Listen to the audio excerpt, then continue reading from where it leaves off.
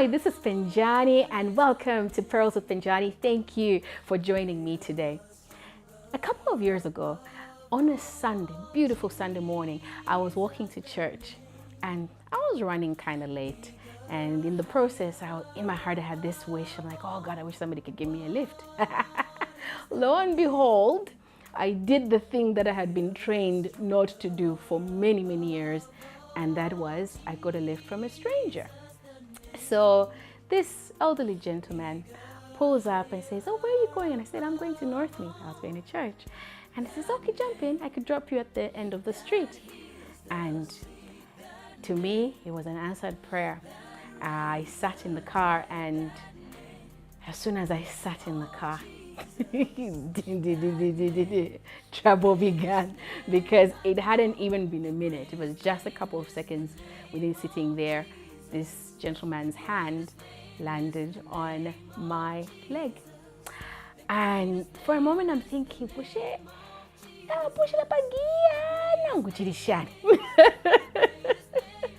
and nope, it was none of that. It was a very, very intentional thing that he had done. And upon sensing trouble, I slowly started to reach my hand to the door so that I could open that whatever it was that I was thinking, but I wanted to escape. And he noticed that, and he grabbed me by my hand. He literally clasped my hand, and I knew I was stuck, and he picked up the speed. Now everything happened so fast, and it was in a period when it wasn't uncommon in those years to hear of girls, things were happening to girls, bad things. Anyway, let's not even get into that. In the craziness of everything, there was only one thing that I knew to do. He clasped my hand and I just said, in the name of Jesus, let go of me.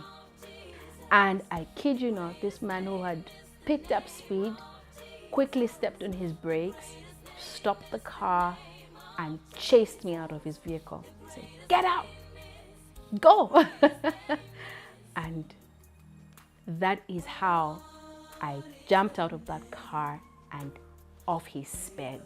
I still went on to church, terrified, traumatized, and too scared to even go and tell my parents and my family what had happened, because we knew not to do it.